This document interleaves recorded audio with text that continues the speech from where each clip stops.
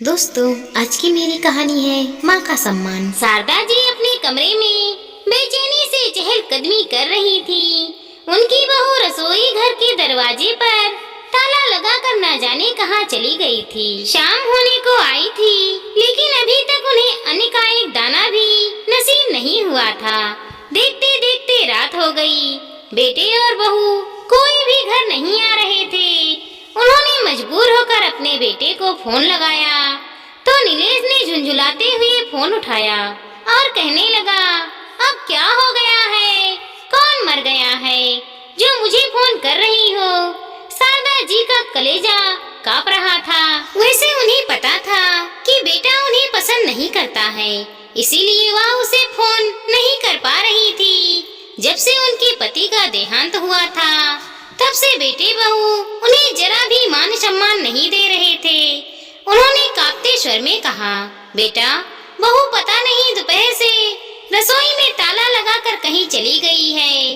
मुझे बहुत भूख लगी है। वह कहने लगा, अरे हम लोग बाहर घूमने के लिए आए हैं, अब कल सुबह ही घर आएंगे।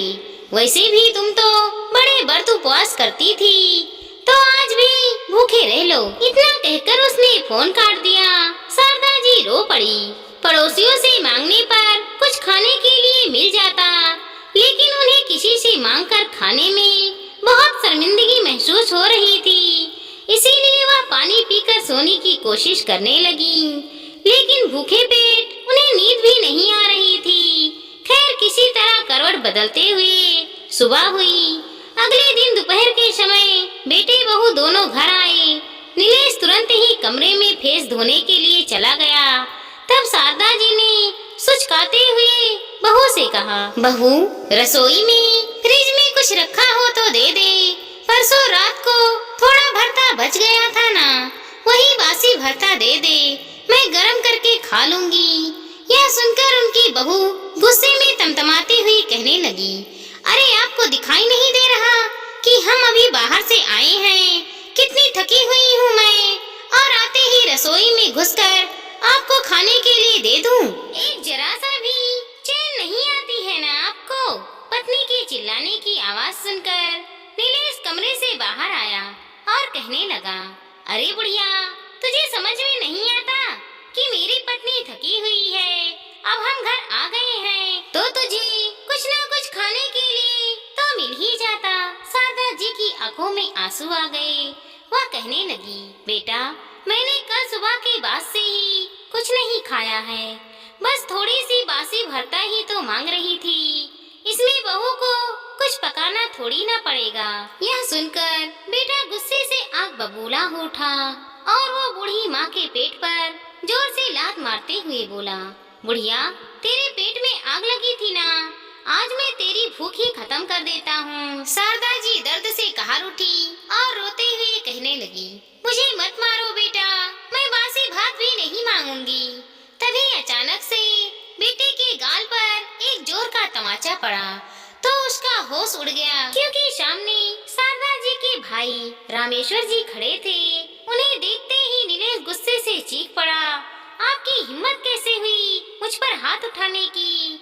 रामेश्वर जी दहाड़ उठे, तेरी हिम्मत कैसे हुई मेरी बहन पर हाथ उठाने की? अरे, तुम्हारी सगी माँ ना सही, एक बुजुर्ग महिला तो है ये, कम से कम इस लिहाज से ही तो इनका सम्मान कर लिया होता। अगर आज तुम्हारी माँ इस दुनिया में होती तो वह भी इसी उम्र की होती। यह बात शायद तुम भूल रहे हो। नीलेश क्रोध से फुफकार उठा और कहने लगा, मैं इस औरत को माँ नहीं मानता। जब तक पिताजी जीवित थे, तब तक यह कुंडली मारकर हमारे जीवन में बैठी रही, लेकिन अब मैं इसे कोई सम्मान नहीं दूंगा। इतने सालों के बाद अपने भाई को सामने देखकर शारदा जी की आंखों से आंसू बहने लगा था। उनके भाई रामेश्वर जी उनसे पिछले कई सालों से नाराज थे। उन दोनों के बीच कोई बातचीत भी नहीं होती थी, क्योंकि शारदा जी ने नीलेश के पिताजी से प्रेम विवाह जो किया था। नीलेश के पिता अखिलेश जी एक कंपनी में काम करते थे। उनकी पत्नी का स्वर्गवास हो गया था और वह अकेले ही अपनी जिंदगी का गुजारा कर रहे थे। इस बीच शारदा जी भी उसी कंपनी में काम करने के लिए पहुंची। धीरे धीरे दोनों में जान पहचान हुई। शारदा जी उन्हें मन ही मन पसंद करने लगी थी।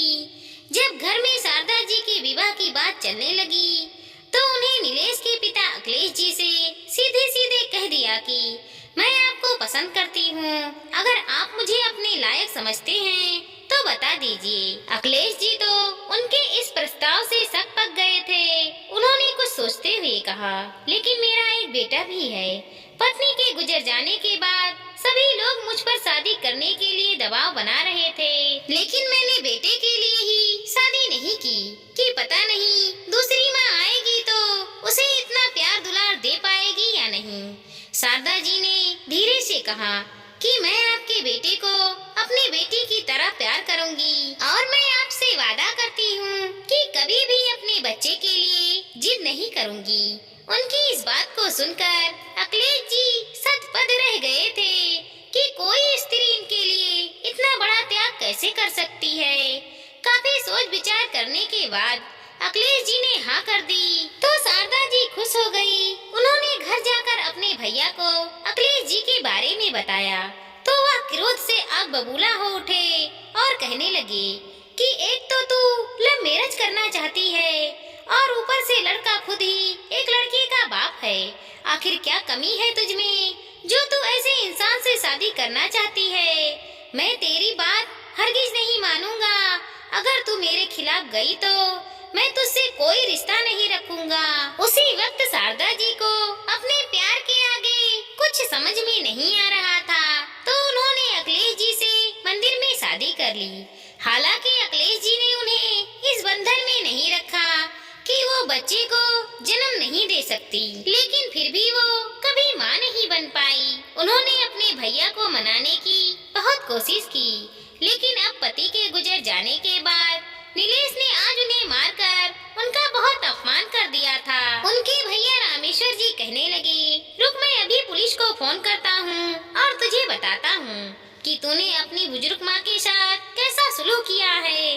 नीलेश कहने लगा, जाओ जिससे जो बताना है बता दो, यह मेरी माँ नहीं है, इसे मेरी माँ कहकर मत बुलाओ। शारदा जी अपने भैया को रोकते हुए बोली, भैया जाने दो, इसने जो किया है उससे मेरा मन बहुत अत हो गया है।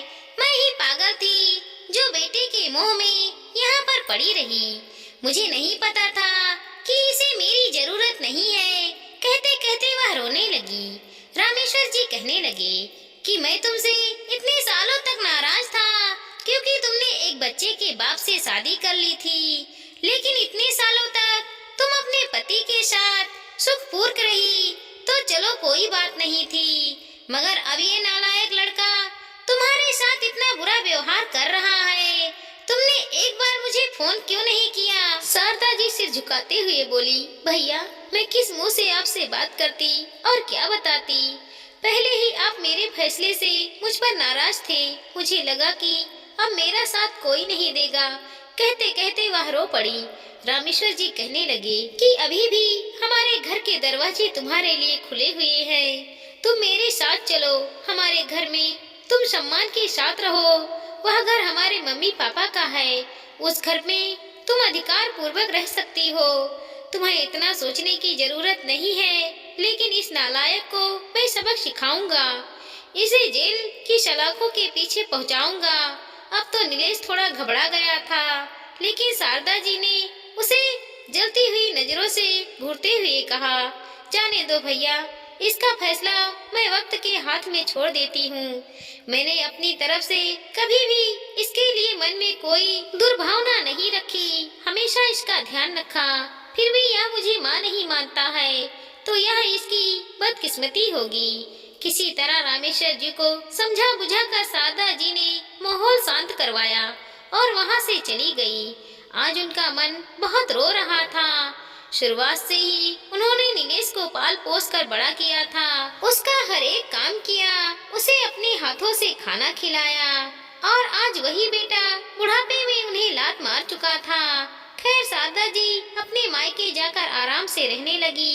रामेश्वर जी के बेटे बहू उनका बहुत सम्मान करते थे। शारदा जी को लग रहा था मानो अब उन्हें एक नई जिंदगी मिल गई हो। क्योंकि यहाँ पर उन्हें पूरा मान सम्मान मिल रहा था और ठीक समय पर गर्मा गर्म भोजन मिल रहा था। देखते ही देखते उन्हें वहाँ पर रहते हुए साल भर हो गए थे। इस बीच एक दिन खबर मिली कि नीलेश का एक्सीडेंट हो गया है और वह बहुत गंभीर अवस्था में अस्पताल में एडमिट है। उसकी पत्नी अकेली ही सारी भागदौड़ कर रही है। ऐसे समय पर शारदा जी से रहा नहीं गया और वह घर में बिना बताए हॉस्पिटल पहुंच गई। अस्पताल पहुंचकर नीलेश की दुर्दशा देखकर वह कांप उठी। जिस पांव से उसने शारदा जी को चोट पहुंचाई थी वह पांव कट चुका था। उसकी बहू उन्हें देखते ही उनके पैरों में गिर पड़ी और कहने लगी, माँ जी हमें माफ कर दीजिए, शायद यह आपके साथ गलत व्यवहार करने का ही परिणाम है। शारदा जी की आंखों में आंसुओं का समंदर लहराने लगा। जब नीलेश को होश आया तो उसने भी शारदा जी से माफी मांगते हुए कहा, माँ यह शायद तुम्हारे मुंह से निकली हुई आह का ही असर है जो मेरे साथ यह सब हो गया। कहते कहते वह बिलख बिलख कर रोने लगा। शारदा जी का मन पिघल गया और वह कहने लगी, बेटा अगर तुम्हें अपनी गलती का एहसास है तो मैं भी तुम्हें माफ करती हूँ। दोनों कहने लगे कि आप घर वापस आ जाओ और हम लोग साथ में रहते हैं। लेकिन शारदा जी ने कहा, नहीं मैं अब उस घर में नहीं आऊंगी। वहाँ पर तुम्हारे पिताजी की यादें हैं। मैं उन यादों के सहारे जिंदगी नहीं जी सकती, बल्कि वह यादें मुझे काट खाने को दौड़ती हैं। मैं अपनी तरफ से तुम्हें माफ कर सकती हूँ, इसके अलावा मुझसे कोई और उम्मीद मत करना। इतना कहकर वह अपने घर वापस लौट गई। उन्होंने खाना बनवाया और वह फिर से अस्पताल पहुंची। जितने दिनों तक नीलेश हॉस्पिटल में एडमिट रहा वह सबके लिए खाना लेकर जाती रहती। उनके भैया थोड़ा नाराज हुए थे, लेकिन नीलेश की हालत के बारे में जानकर उन्होंने भी फिर कुछ नहीं कहा। अभी भी कभी कभार शारदा जी बेटे बहू से मिलने के लिए चली जाती हैं। नीलेश अब व्हील चेयर के सहारे ही जिंदगी गुजार रहा है। उसके और उसकी पत्नी के जीवन में बहुत सारे संघर्ष हैं और यह संघर्ष उन्हें जीवन भर करना है, क्योंकि उन्होंने कुकर्म ही ऐसा किया था। दोस्तों कभी भी अपनी माँ के साथ दुर्व्यवहार नहीं करना चाहिए। माँ तो माँ होती है। माँ अपने बच्चे के लिए कुछ भी कर सकती है। दोस्तों हमारी छोटी सी कहानी को लाइक करें, शेयर करें और चैनल पर नए हैं तो सब्सक्राइब करें। साथ ही साथ मिलते हैं अगले वीडियो के साथ। तब तक के लिए धन्यवाद दोस्तों।